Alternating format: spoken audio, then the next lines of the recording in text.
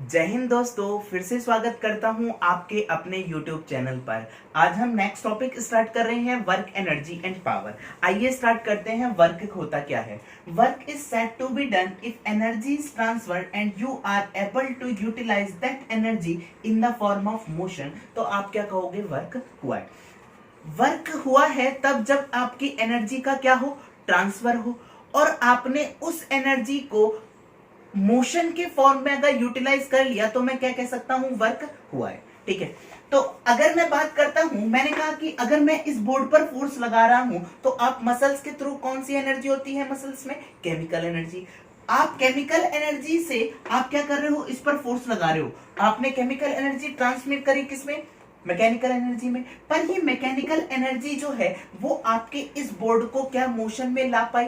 नहीं ला पाई। तो मैं कह सकता हूं यहां पर वर्क क्या हुआ है? जीरो हुआ है। अगर हम आगे बात करते हैं मैथमेटिकल पॉइंट ऑफ व्यू से, अगर हम बात करते हैं वर्क की, it is the scalar product of two vector quantities. कौन कौन सी? Force and displacement. ठीक है, तो फोर्स की अगर हम बात करते हैं, एक एक हम बात समझते हैं। पहले फोर्स समझेंगे, फिर डिस्प्लेसमेंट समझेंगे। फोर्स जो होता है वो हमारे दो तरीके से होता है। आपको पता है किसी भी चीज पर पुशिंग और पुलिंग इफेक्ट क्या कहलाता है? उसका फोर्स। तो फोर्स जो होते हैं वो दो तरीके से होते हैं। एक होता है आपका कॉन्टैक्ट फोर्स, एक होता है आपका non contact force. Contact force में अगर हम बात करते हैं तो पहला पॉइंट जो है इसमें आपका फ्रिक्शन फोर्स, जो हमारे पास घर्षण बल जिसे हम बोलते हैं, वो क्या होता है? हमारे पास कॉन्टैक्ट फोर्स होता है। आपको पता है फ्रिक्शन तभी लगेगा जब दो बॉडी आपस में कैसे हो? कांटेक्ट में हो। कांटेक्ट फोर्स में अगर हम सेकंड बात करते हैं, आपको पता है टेंशन फोर्स क्या होता है? Contact force. स्प्रिंग फोर्स कैसा है आपका? Contact force. एक होता है आपका रिएक्शन फोर्स, या नॉर्मल फोर्स भी बोलते हैं, प्रतिक्रिया बल भी बोलते हैं। तो ये कैसा फोर्स होता है आपका? Contact force. ठीक है, अब बात करते हैं हम नॉन कांटेक्ट फोर्स में। आपका कौन कौन सा होता है? एक होता है आपका इलेक्ट्रिक फोर्स, एक होता है आपका मैग्नेटिक फोर्स, एक आपका होता है इसमें ग्रेविटेशनल फोर्स, एक होता है आपका न्यूक्लियर फोर्स। इलेक्ट्रिक फोर्स जो होता है, आपको पता है ये इनके लिए एक फील्ड डिफाइन होती है, एक रेंज डिफाइंड होती है जिस पर ये लगते हैं। इसलिए हम नॉन कांटेक्ट फोर्स को फील्ड फोर्स भी बोलते हैं। कौन सा फोर्स बोलते हैं? Field force. अगर हम बात करते हैं फ्रिक्शन फोर्स, तो F बराबर क्या होता है? Mu into N. Tension force क्या होता है आपका? फोर्स पर यूनिट लेंथ जो होता है वो क्या होता है आपका? टेंशन होता है। ठीक है, स्प्रिंग फोर्स कैसे निकालते हैं हम? K इंटू एक्स से। रिएक्शन फोर्स जो होता है, रिएक्शन फोर्स कैसे निकालते हो आप रिएक्शन फोर्स निकालने के लिए एन कैसे करते हो? आप यहाँ पर ये एन क्या है? रिएक्शन फोर्स है। एफ अपॉन म्यू कर दो, क्या आ जाएगा आपका? रिएक्शन फोर्स आ जाएगा। अगर हम बात करते हैं इलेक्ट्रिक फोर्स के लिए, आप क्या करते हो? क्यू इंटू ई लिखते हो। मैग्नेटिक फोर्स की अगर हम बात करते हैं तो मैग्नेटिक फोर्स कितना होता है? क्यू वी बी के बराबर।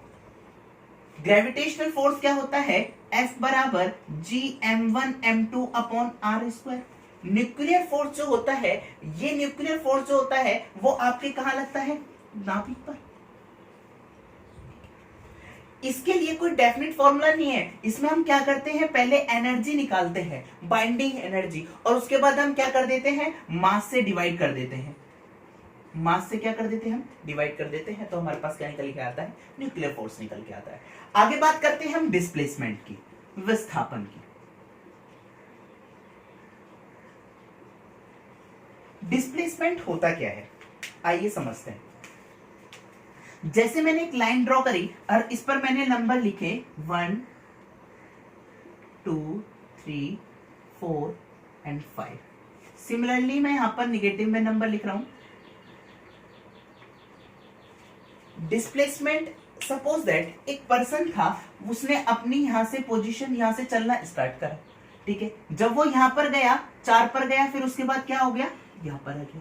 मतलब कहने का मतलब जो है, डिस्प्लेसमेंट जो होता है वो आपका किसके इक्वल होता है? फाइनल पोजीशन माइनस का इनिशियल पोजीशन। ये डिपेंड करता है आपकी ओनली फाइनल और इनिशियल पोजीशन पर। ये डिपेंड नहीं करता कि आप कौन से पाथ से आए हो। ठीक है, फाइनल पोजीशन इसकी क्या है, आप अगर यहां पर बात करते हैं फाइनल पोजीशन क्या है -3, इनिशियल पोजीशन क्या है इसकी +1। तो इस केस में मेरे पास डिस्प्लेसमेंट कितना निकल कर आया -4। ठीक है, मतलब कहने का मतलब क्या है, डिस्प्लेसमेंट मेरे पास पॉजिटिव भी हो सकता है, निगेटिव भी हो सकता है और 0 भी हो सकता है। ठीक है, आगे बात करते हैं हम, आप लोग इतना नोट डाउन करिए।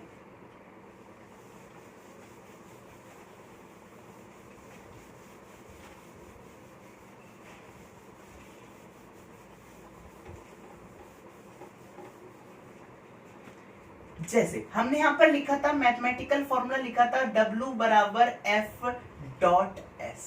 ठीक है, अगर मैं यहां पर एक सरफेस है, यहां पर सरफेस पर ब्लॉक रखा हुआ है, मैं इस ब्लॉक पर एक इंक्लाइन फोर्स लगा रहा हूं जिसको मैंने बोला है F। ये F जो है यहां से हॉरिजॉन्टल से मैंने मान लिया कितना एंगल बना रहा है, थीटा एंगल बना रहा है। अगर मैं इसको, जब मैं इस पर फोर्स लगाऊंगा तो इसके अंदर क्या आएगा, मोशन आएगा। तो मैंने कहा कि ये कुछ मोशन होकर कुछ बॉडी की फाइनल पोजीशन यहां पर आ जाती है। तो इसने दूरी अर्थात डिस्टेंस जो है वो कितनी ट्रेवल करी यहां पर, s।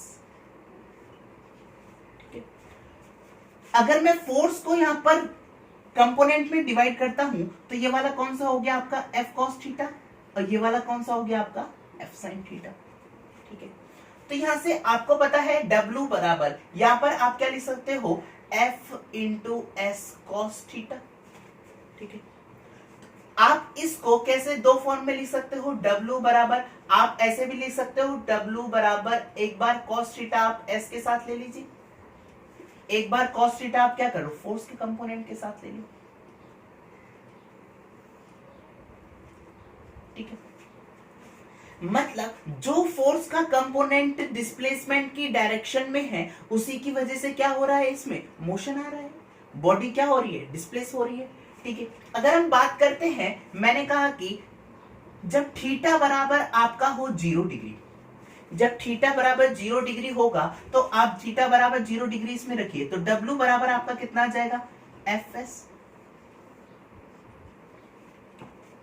अगर हम बात करते हैं थीटा बराबर, मैंने कहा कि यहां पर आप 90 डिग्री रखिए, थीटा बराबर 90 डिग्री रखने पर W बराबर वर्क जो है वो कितना आ जाएगा आपका 0। जब आप थीटा बराबर आप 180 डिग्री रखते हो तो W बराबर कितना आया आपका माइनस का। मतलब कहने का मतलब ये है, वर्क मेरे पास पॉजिटिव, निगेटिव एंड 0 तीनों तरीके से हो सकता है। ठीक है, अगर हम यूनिट की बात करते हैं, ये तो यूनिट क्या होती है इसकी, W बराबर, आपको पता है F फोर्स क्या होता है, न्यूटन में लिखा जाता है। डिस्प्लेसमेंट आप मीटर या सेंटीमीटर, यहां पर क्या लिखोगे आप, पहले लिख रहे हैं हम SI यूनिट। ठीक है, तो SI यूनिट जो है वो कितनी आ गई इसकी, न्यूटन मीटर। आपको पता है 1 न्यूटन मीटर वो किसके बराबर होता है, आपके 1 जूल के बराबर। इसी को हम क्या बोलते हैं, मैकेनिकल इक्विवेलेंट। क्या बोलते हैं, मैकेनिकल इक्विवेलेंट। अगर हम आगे बात करते हैं तो मैंने कहा कि न्यूटन को आप क्या करो, सीजीएस यूनिट के लिए आप क्या करो, न्यूटन को किसमें करो, डाइन में कन्वर्ट करो। आपको पता है 1 न्यूटन किसके बराबर होता है, 10⁵ डाइन के, और 1 मीटर किसके बराबर होता है, आपको पता है 100 सेंटीमीटर। तो 10⁵ और 100 ये कितना हो जाएगा, 10⁵7। ये हो गया आपका dyne centimetre equal to 1 joule. आपको पता है डाइन इंटू सेंटीमीटर, इसको हम बोलते हैं फिजिक्स की लैंग्वेज में अर्क। क्या बोलते हैं इसे, अर्क। तो 1 जूल बराबर आपको पता चला यहां से क्या होता है, 1 जूल इक्वल टू 10⁵7 अर्क। अर्क जो है वो आपकी कौन सी यूनिट है, सीजीएस यूनिट है, किसकी, वर्क की। ठीक है, कुछ हम फोर्स की और बात कर लेते हैं कि मेरे पास फोर्स जो है वो कंजर्वेटिव कब होता है और नॉन कंजर्वेटिव कब होता है। अगर हम बात करते हैं कंजर्वेटिव फोर्स की,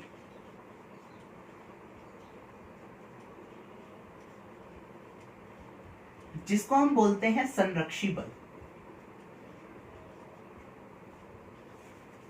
कंजर्वेटिव फोर्स वो फोर्स है जिस पर आप, अगर आप जिसके थ्रू वर्क कर रहे हो और जो वर्क ऑब्टेन हो रहा है वो पाथ पर कैसा हो, इंडिपेंडेंट हो, तो मैं क्या कह सकता हूं, ऐसा फोर्स क्या हो जाएगा मेरे पास, कंजर्वेटिव फोर्स।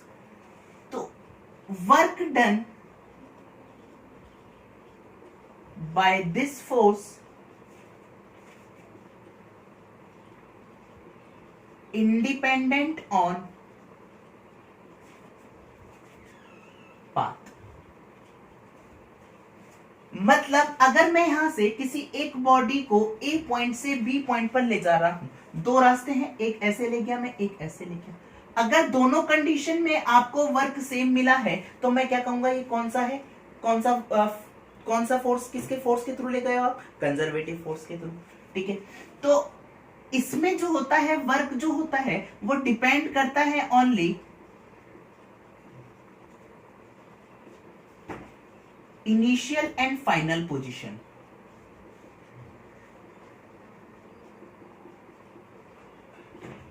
ठीक है, आइए एक एग्जांपल के माध्यम से समझाते हैं आपको। आई थिंक आप लोगों ने इतना नोट डाउन कर लिया होगा, ये नोट डाउन करिए पहले, फिर बताते हैं।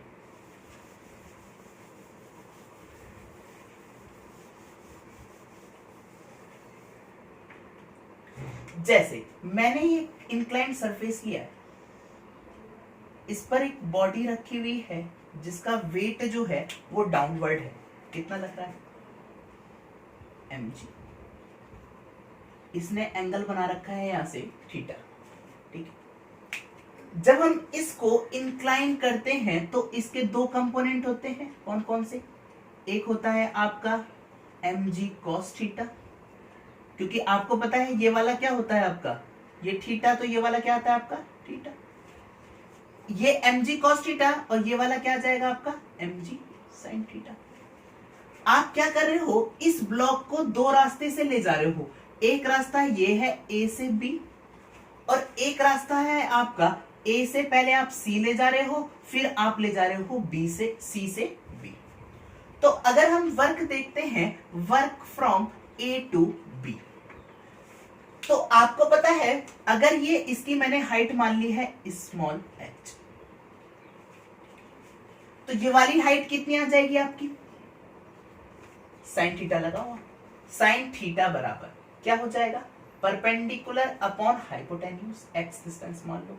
ठीक है, तो x बराबर यहां से कितना आ जाएगा आपका h upon sine theta.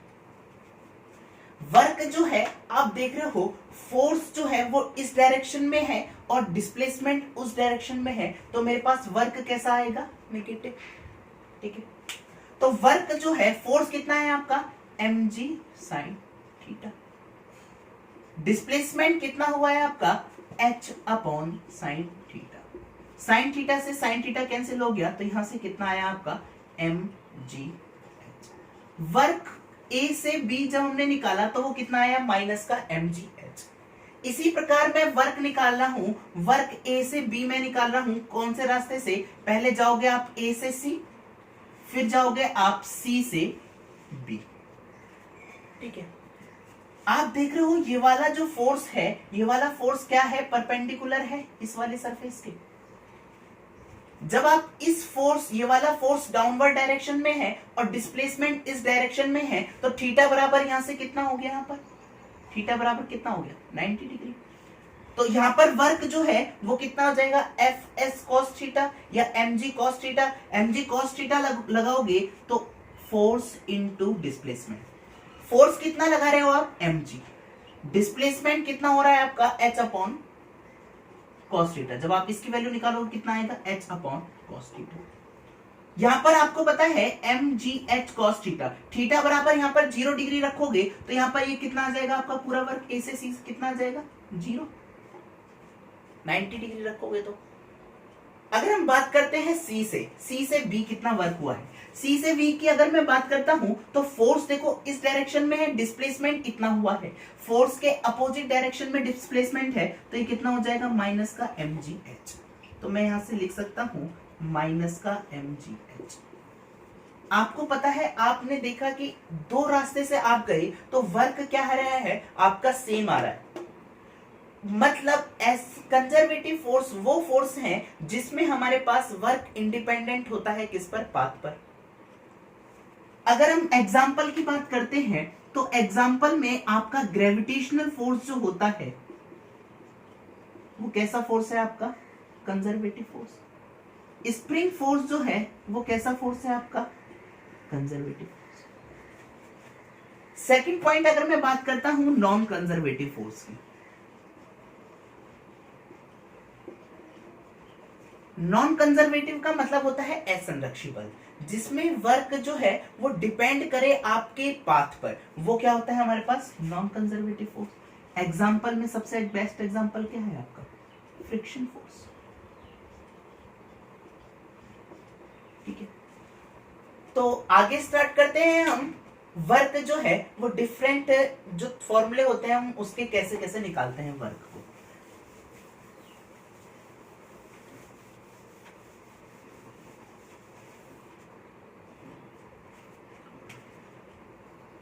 W बराबर आपको पता है क्या होता है, F इंटू एस।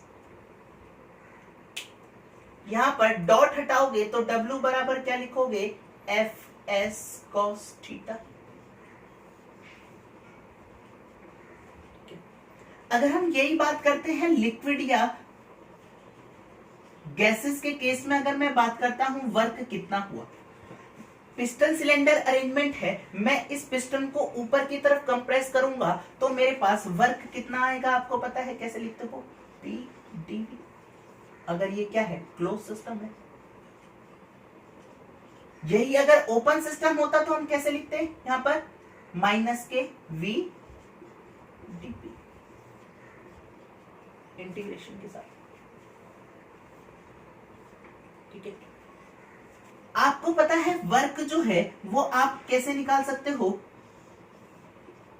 फोर्स, और एक तो ये वे हो गया, एक तरीका ये हो गया, तीसरा तरीका ये है, फोर्स और डिस्प्लेसमेंट के बीच में जो एरिया आता है जब आप इसको फोर्स को ऐसे वेरी कराओगे, ठीक है, तो मेरे पास यहां पर क्या है, फोर्स क्या कर रहा है, वेरी कर रहा है। फोर्स अगर वेरी कर रहा है तो मेरे पास क्या, मैं ये वाला F डॉट एस वाला फॉर्मूला लगा सकता हूं, नहीं। अगर मेरे पास फोर्स कैसा हो, variable,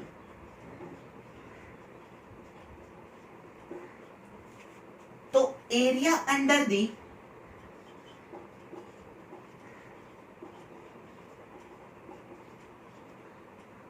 force and displacement diagram वो आपके किसके बराबर हो जाएगा, आपके वर्क के बराबर। ठीक है, अगर हम यहां से यूनिट भी देख लेते हैं, अगर आप यूनिट देखना चाहते हो तो P इंटू वी। P क्या है यहां पर, प्रेशर, और V क्या है यहां पर, वॉल्यूम। प्रेशर की यूनिट क्या होती है आपकी, न्यूटन पर मीटर स्क्वायर। ये क्या हो जाएगा आपका, मीटर क्यूब, और ये कितना हो जाएगा, न्यूटन मीटर। ये कितना हो जाएगा आपका, 1 जूल के बराबर। ठीक है, अगर हमारे पास फोर्स जो है वो वेरी कर रहा हो, कैसा है, ये ऐसे करके वेरी कर रहा है, लीनियरली वेरी कर रहा है, पैराबोलिक वेरी कर सकता है, क्यूबिक वेरी कर सकता है, तो मेरे पास फोर्स कैसे निकालते हैं। ठीक है, तो मैंने क्या करा, मैं क्या कर रहा हूं, मैं एक छोटी सी स्ट्रिप ले रहा हूं इसकी। जब मैं एक छोटी सी स्ट्रिप ले रहा हूं, मैंने कहा कि इसका जो डिस्प्लेसमेंट है वो है dx। कितना है, dx। फोर्स जो है वो कितना लग रहा है, F। तो इस केस में जो है हम वर्क कैसे निकालते हैं, W बराबर इतने से स्ट्रिप के लिए छोटा सा वर्क करना पड़ेगा, dw। ये कितना आ जाएगा, F डॉट dx। अगर आप पूरा वर्क निकालना चाहते हो तो क्या करोगे, इंटीग्रेट करोगे, तो W बराबर integration of F dot dx। Area जो है यहाँ पर क्या है एफ डॉट डी एक्स, यहाँ पर क्या है एफ डॉट डी एक्स। अगर आपको पता है फोर्स क्या होता है मास इनटू एक्सेलरेशन, ये लिखते हैं आपने। एक्सेलरेशन जो है वो आप त्वरण जो है वो आप dx के टर्म में कैसे लिखोगे, आपको पता है वेलोसिटी बराबर क्या होता है, आपको पता है dx अपॉन dt। एक्सेलरेशन क्या होता है आपका dv अपॉन dt। dx का आपने ऊपर मल्टीप्लाई करा, dx का नीचे मल्टीप्लाई करा, ये dx अपॉन dt किसके बराबर हो गया v के बराबर। तो एक्सेलरेशन यहां से कितना आया v dv अपॉन dx। तो अब आप इसमें पुट करते हैं वैल्यू a की। तो जब आप इसमें वैल्यू पुट करोगे w बराबर इंटीग्रेशन ऑफ मास, ये क्या आ जाएगा v dv upon dx into dx से dx कैंसिल हो गया, ये कितना आ जाएगा इंटीग्रेशन mv dv। जब आप इंटीग्रेशन करोगे 1 से लेकर 2 तक, मैंने कहा कि यहां पर ये पहला इनिशियल, ये है फाइनल पॉइंट 2। तो आपको पता है इंटीग्रेशन करोगे तो ये कितना आ जाएगा v स्क्वायर अपॉन 2, 1 से लेकर 2 तक। जब आप लिखोगे यहां पर तो w बराबर ये क्या हो जाएगा आपकी 2 क्या है फाइनल पोजीशन, तो यहां पर वेलोसिटी क्या आएगी फाइनल वाली vf का स्क्वायर बाई 2 माइनस का v इनिशियल का होल स्क्वायर अपॉन 2। तो w बराबर यहां से क्या आया आपका 1/2 हाफ m v फाइनल का whole square half m v initial का होल स्क्वायर। ये क्या है आपका चेंज इन काइनेटिक एनर्जी। ये क्या है आपकी change in kinetic energy. Change in kinetic energy जो है वो किसके बराबर है वर्क डन के बराबर। इसी को हम बोलते हैं वर्क एनर्जी थ्योरम। क्या बोलते हैं वर्क एनर्जी थ्योरम। ठीक है, अगर आपका वर्क काइनेटिक एनर्जी में जो चेंज है वो इंक्रीज हो रहा है तो वर्क भी क्या होगा इंक्रीज होगा। अगर change in kinetic energy decrease हो रही है तो वर्क भी क्या होगा डिक्रीज होगा। अगर चेंज इन काइनेटिक हमारे पास 0 है तो वर्क डन हमारे पास क्या होगा 0 होगा। ठीक है, तो आप लोग कितना नोट डाउन करिए जब तक।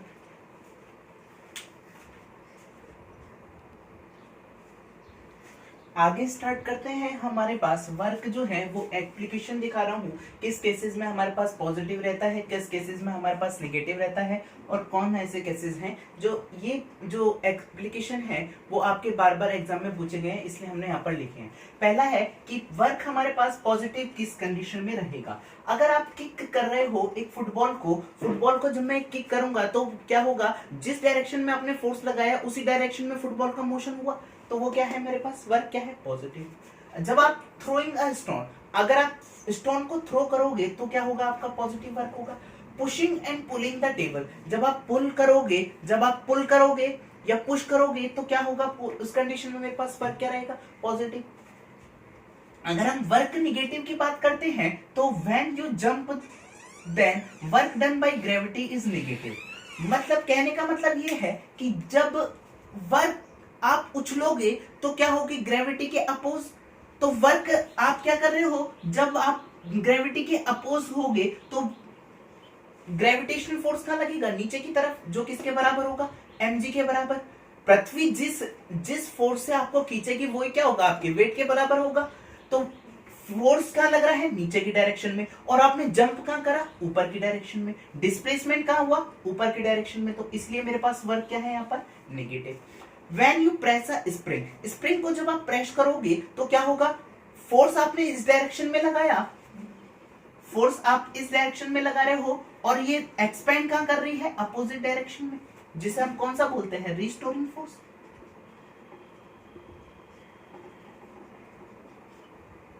तो मेरे पास डिस्प्लेसमेंट अपोजिट डायरेक्शन में हो रहा है तो वर्क कैसा होगा negative. Car moving on a road then work done by friction is negative. Work अगर मेरे पास कार क्या कर रही है मूव कर रही है, क्या कर रही है सरफेस पर, प्लेन सरफेस पर। ठीक है, तो इसमें रफनेस होने की वजह से फ्रिक्शन कहां लगेगा अपोजिट डायरेक्शन में, और ये मूव कहां कर रही है फॉरवर्ड डायरेक्शन में, तो मेरे पास वर्क डन कैसा होगा नेगेटिव होगा।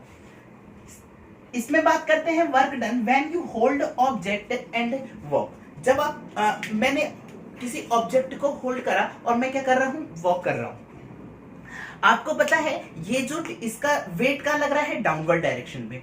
अब वेट इसका डाउनवर्ड डायरेक्शन में लग रहा है और आप जा किस डायरेक्शन में रहे हो, फॉरवर्ड डायरेक्शन में। तो इन दोनों के बीच में एंगल कितना है, 90 डिग्री। तो वर्क कितना हो जाएगा आपका, 0।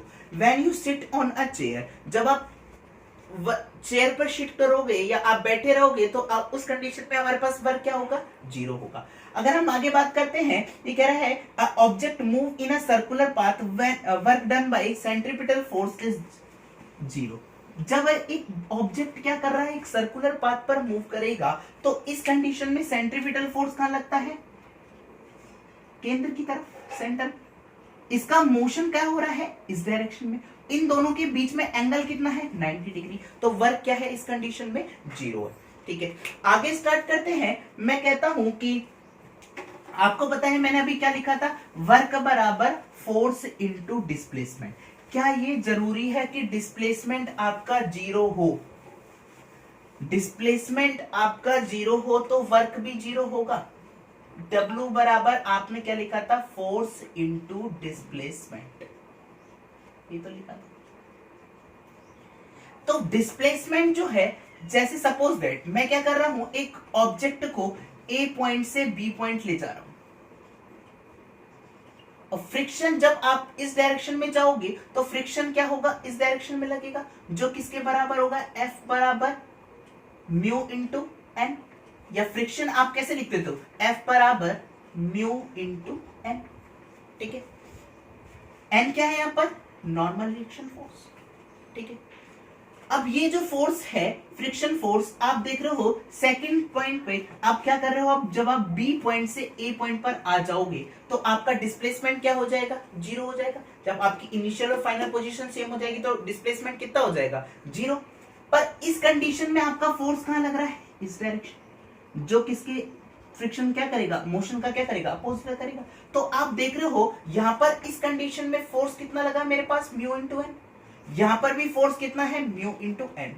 तो मेरे पास F जो है कितना निकल कर आया। अगर मैं नेट फोर्स की अगर मैं बात कर रहा हूं, यहां पर डिस्प्लेसमेंट तो नहीं हो रहा पर मेरे पास फोर्स क्या है, प्रेजेंट है।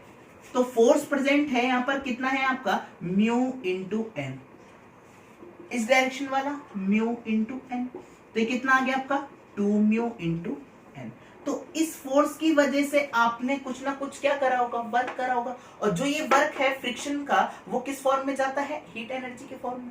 तो मैं कह सकता हूं यहां से डिस्प्लेसमेंट 0 होने पर भी हमारे पास वर्क क्या होगा, प्रेजेंट होगा। पर अगर मैं बात करता हूं कि इंटरनल फोर्स, फोर्स फ्रिक्शन कैसा है, इंटरनल फोर्स, अगर आपकी इंटरनल फोर्स प्रेजेंट नहीं है तो मेरे पास डिस्प्लेसमेंट 0 होने पर वर्क क्या होगा, 0 के बराबर होगा।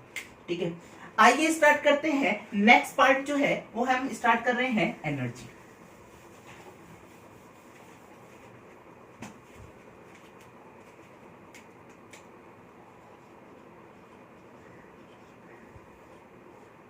एनर्जी क्या होती है, आपको पता है, कैपेसिटी टू डू वर्क, कार्य करने की क्षमता जो होती है वो हमारी क्या कहलाती है, ऊर्जा कहलाती है।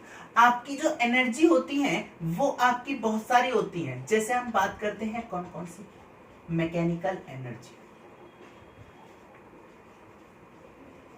यांत्रिक ऊर्जा, किस चीज का सम होती है ये, काइनेटिक एनर्जी प्लस का पोटेंशियल एनर्जी, गतिज ऊर्जा और स्थितिज ऊर्जा का।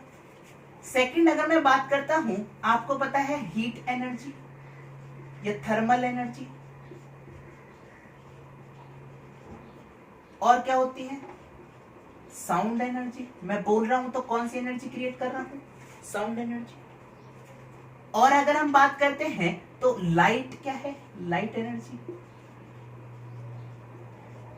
बहुत सारी तरीके की आपकी एनर्जी पॉसिबल होती है। तो अगर हम बात करते हैं मैकेनिकल एनर्जी की, तो मैकेनिकल एनर्जी में कौन कौन सी है, काइनेटिक एनर्जी प्लस का पोटेंशियल एनर्जी। बात करते हैं काइनेटिक एनर्जी की। आपको पता है काइनेटिक एनर्जी जब मोशन में होगा तो उसके अंदर कौन सी एनर्जी होगी, काइनेटिक एनर्जी। तो काइनेटिक एनर्जी का आपको पता है फॉर्मूला कितना होता है, 12 mv², यही होता है। आप क्या करो, m का नीचे मल्टीप्लाई करो, m का ऊपर मल्टीप्लाई करो, ठीक है।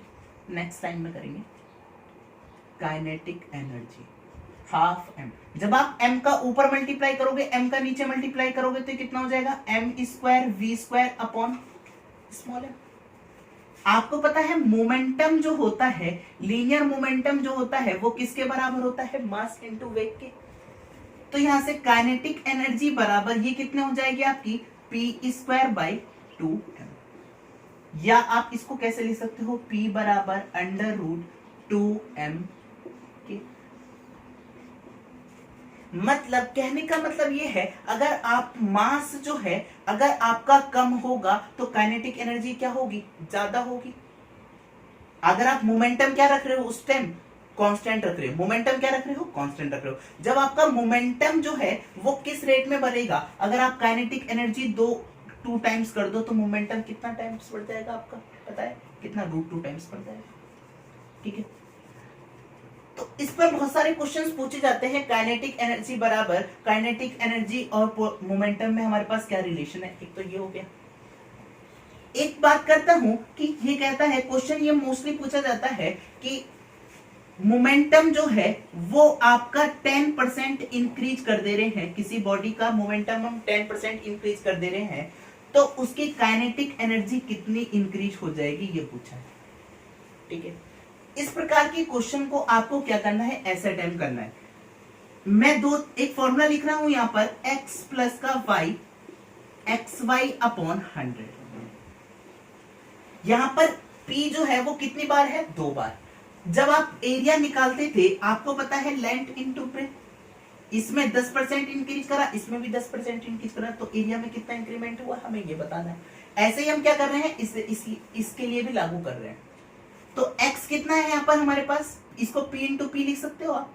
तो p भी क्या है, x के बराबर, और y भी क्या है आपके, p के बराबर। तो यहाँ पर x यहाँ पर कितना आ जाएगा, 10 प्लस का 10, 10 मल्टीप्लाई बाय 10 डिवाइड बाय 100, ये कितना आ जाएगा आपका 21%। बाकी हम क्वेश्चंस की प्रैक्टिस आपको नेक्स्ट वीडियो में एक सेपरेट वीडियो लेकर आएंगे जिसमें हम क्वेश्चन की प्रैक्टिस करेंगे, ठीक है। अगर हम बात करते हैं इलेक्ट्रॉन की, इलेक्ट्रॉन की काइनेटिक एनर्जी जो होती है वो किसमें मेजर करी जाती है, measure in electron volt. Electron volt में जो होती है वो इलेक्ट्रॉन की काइनेटिक एनर्जी मेजर करी जाती है। एक इलेक्ट्रॉन वोल्ट जो होता है वो आपका इक्वल होता है 1.6 इंटू 10⁻⁻⁻90 जूल, ठीक। अगर हम आगे बात करते हैं पोटेंशियल एनर्जी की, किसकी बात करते हैं, पोटेंशियल एनर्जी की, स्थितिज ऊर्जा की। पोटेंशियल एनर्जी जो होती है वो आपकी ली जाती है एक रेफरेंस से। कहां से ली जाती है, एक रेफरेंस। आपको पता है कि जैसे मैंने ये मान लिया रेफरेंस, अर्थ क्या मान लिया मैंने, रेफरेंस। इस पर एक ऑब्जेक्ट रखा हुआ है, जब ये ऑब्जेक्ट ये ऊपर की तरफ जाएगा तो हमारे पास क्या होगी, इसकी पोटेंशियल एनर्जी क्या होगी, बढ़ेगी। आपने इसको क्या करा, h हाइट तक लेकर स्लोली, तो आपकी पोटेंशियल एनर्जी यहां से कितनी आ गई भाई, mg इंटू h। आपको पता है पोटेंशियल एनर्जी यहां पर वेट क्या होगा इसका, डाउनवर्ड डायरेक्शन, और कितना डिस्प्लेसमेंट करा आपने, h, तो माइनस का mgh, ये आ गया मेरे पास पोटेंशियल एनर्जी माइनस का mgh। अगर हम यही, अगर मैंने बात करा है कि मैं एनर्जी को, ये मेरे पास क्या हो सकती है, माइनस, कहने का मतलब ये है बस आप किसके अपोज वर्क कर रहे हो, ग्रेविटी के अपोज। माइनस कहने का मतलब ओनली यहां पर यही है, u बराबर mg, ठीक है। आगे बात करते हैं हम, पोटेंशियल एनर्जी जो होती है वो हमारे पास कंजर्वेटिव फोर्स के लिए ही डिफाइन है, ऐसा क्यों, आइए देखते हैं इसको।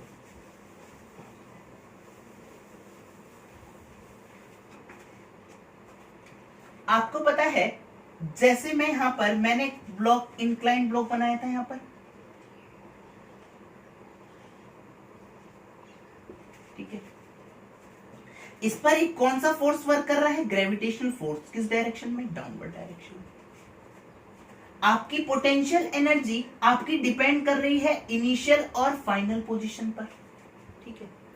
अगर आप इसको इंक्लाइन डायरेक्शन से ले जा रहे हो, एक रास्ता है आप ऐसे करके ले जाओ, तो दोनों कंडीशन में आपका वर्क जो पोटेंशियल एनर्जी जो निकल कर आएगी वो कितने निकल कर आएगी, mgh।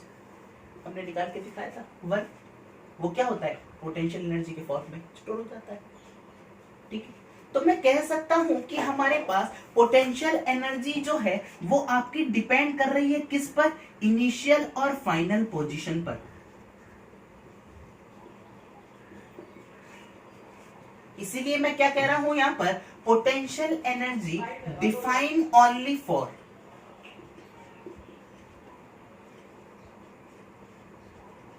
कंजर्वेटिव फोर्स, ठीक है।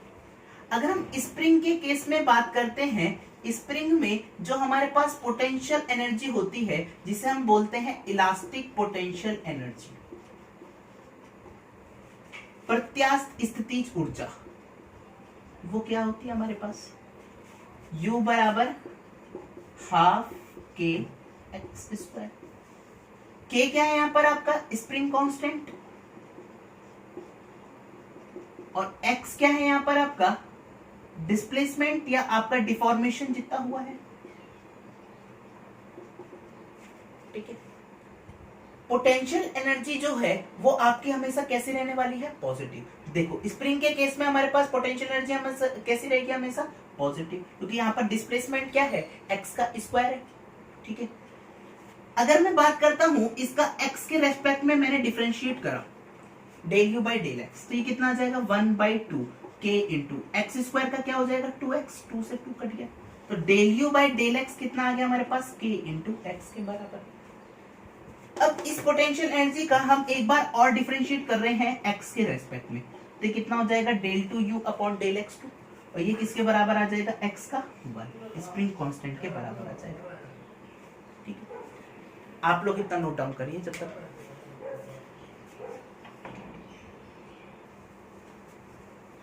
आगे स्टार्ट करते हैं हम, कुछ एनर्जी कन्वर्जन है जो हमारे पास, अगर आप मैकेनिकल एनर्जी है, इलेक्ट्रिकल एनर्जी है, साउंड एनर्जी है, लाइट एनर्जी है, केमिकल एनर्जी है एंड थर्मल एनर्जी है, ठीक है। मैंने यहाँ पर इलेक्ट्रिकल एनर्जी को मिड में लिखा है, क्यों, क्योंकि आपको इलेक्ट्रिकल एनर्जी जो है वो आप बहुत ही कम स्टेप में क्या कर सकते हो, इलेक्ट्रिकल एनर्जी को क्या कर सकते हो, बना सकते हो या प्रोड्यूस कर सकते हो, ठीक है, ठीक है। एक फॉर्म से दूसरे फॉर्म में एनर्जी जो है, एनर्जी कंजर्वेशन क्या कहता है आपका, एनर्जी कंजर्वेशन ये कहता है कि energy neither be created nor be destroyed, it can be converted into one form to another form. तो हम क्या कर रहे हैं, एनर्जी के कन्वर्जन है यहाँ पर, तो उनके लिए हमारे पास बहुत सारे इंस्ट्रूमेंट यूज करे जाते हैं, उनका नाम है डिवाइस है। अगर आप मैकेनिकल एनर्जी को इलेक्ट्रिकल एनर्जी में कन्वर्ट करना चाहते हो तो आप किसका यूज करोगे, डायनामो का। किसका यूज करोगे, डायनामो का। डायनामो जो होता है वो क्या होता है आपका, डायनामो क्या होता है आपका, मोटर जैसे वर्क करती है उसका जो अपोजिट वर्क करता है वो क्या होता है आपका, डायनामो। इलेक्ट्रोमैग्नेटिक प्रिंसिपल पर वर्क करता है। अगर आपको इलेक्ट्रिकल एनर्जी को मैकेनिकल एनर्जी में ट्रांसफर करना हो तो आप किसका यूज करोगे, मोटर का।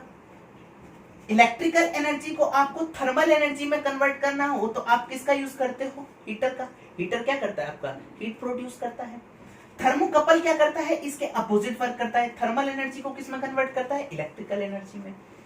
अगर हम बात करते हैं बैटरी के अंदर क्या होती है आपकी, या सेल के अंदर क्या होती है आपकी, केमिकल एनर्जी, और केमिकल एनर्जी से मैं क्या करता हूं, इलेक्ट्रिकल एनर्जी प्रोड्यूस करता हूं। इसी और इलेक्ट्रोलाइट क्या करता है, उसका अपोजिट वर्क करता है। बल्ब के अंदर आपके पास क्या होती है, बल्ब हम क्या करते हैं, इलेक्ट्रिसिटी प्रोड्यूस करी, और बल्ब ने हमें कौन सी दी, लाइट एनर्जी प्रोड्यूस करी।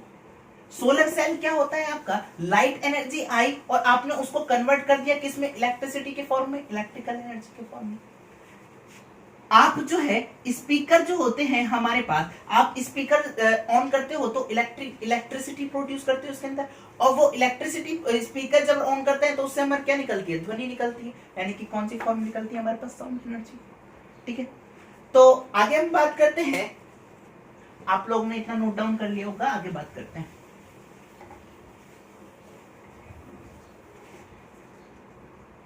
कुछ एनर्जी की यूनिट्स जो होती है वो आपको पता है क्या होती है, एनर्जी की यूनिट भी देख लेते हैं। यूनिट जो होती है एनर्जी की वो वर्क की बराबर होती है, जूल। अगर हम कॉमर्शियल यूनिट की बात करते हैं, कॉमर्शियल यूनिट जो होती है वो होती है इसकी किलोवाट आवर। क्या होती है? Kilowatt hour. 1 किलोवाट आवर जो होता है वो कितने के बराबर होता है देखना। आपको पता है किलो जो है वो अगर मैं इसे किस में कन्वर्ट करूंगा, 10⁻³ में, ठीक है। वाट जो है ये क्या हो गया मेरे पास, वाट क्या होता है, जूल पर सेकंड। आपको क्या करना है, आवर को किस में बदलना है, सेकंड में। आवर को जब आप सेकंड में बदलोगे तो ये कितना हो जाएगा, 3600 सेकंड। सेकंड से सेकंड कट गया, देख लो जूल। तो 1 किलोवाट आवर जो है वो किसके बराबर आ गया, 3.6 इंटू, या आप इसे लिखो 36 इंटू 10⁵ जूल। या हम इसको कैसे करके लिख सकते हैं, 1 kilowatt hour equal to 3.6 into 10⁶ joule. ये क्या होती है, 1 किलोवाट आवर के बराबर होती है। एक रह गई थी वहां पर रोटेशनल काइनेटिक एनर्जी हमारे पास क्या होती है।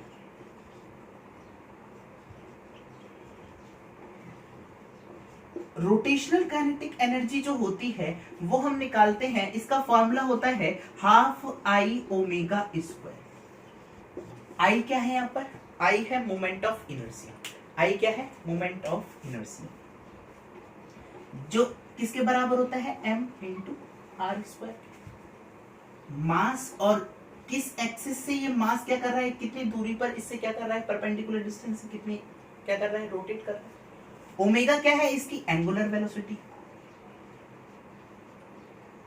ओमेगा क्या हो गई आपकी, एंगुलर वेलोसिटी, ठीक है। आगे बात करते हैं हम पावर की, आगे हम बात करते हैं पावर की।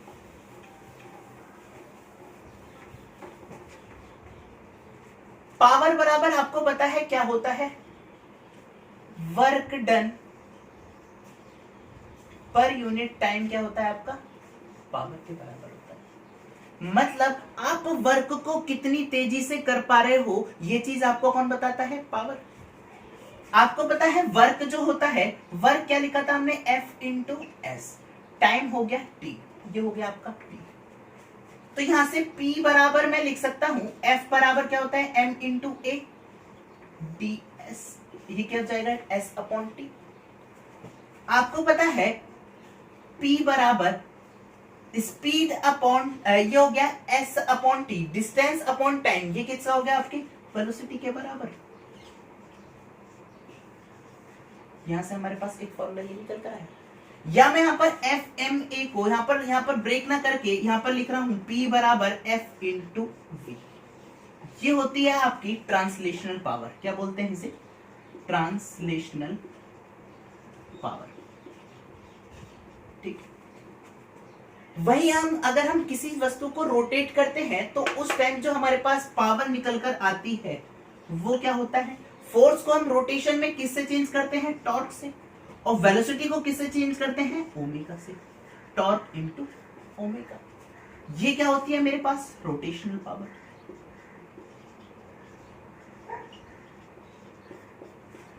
तो अगर हम यूनिट की बात करते हैं, यूनिट भी देख लो, यूनिट क्या हो जाएगी इसकी, वर्क डन की क्या हो जाएगी, जूल पर सेकंड, और ये किसके बराबर होता है, इसके वॉट के, ठीक है। अगर हम डायमेंशन भी निकालना चाहते हैं तो डायमेंशन देखो, आपको पता है जूल क्या होती है, mL2T-2, और सेकंड का क्या हो जाएगा, T। यहां से डायमेंशन क्या निकल कर आ जाएगी, mL2T-3, ठीक है। तो हमने इतना पोर्शन कंप्लीट करा है वर्क, एनर्जी एंड पावर का। अब हम इसके क्या करेंगे, क्वेश्चंस की प्रैक्टिस करेंगे। क्वेश्चन की प्रैक्टिस के लिए हम क्या करेंगे, एक सेपरेट वीडियो लेकर आएंगे जिसमें हम क्या करेंगे, क्वेश्चन की प्रैक्टिस करेंगे। तो thank you so much for watching.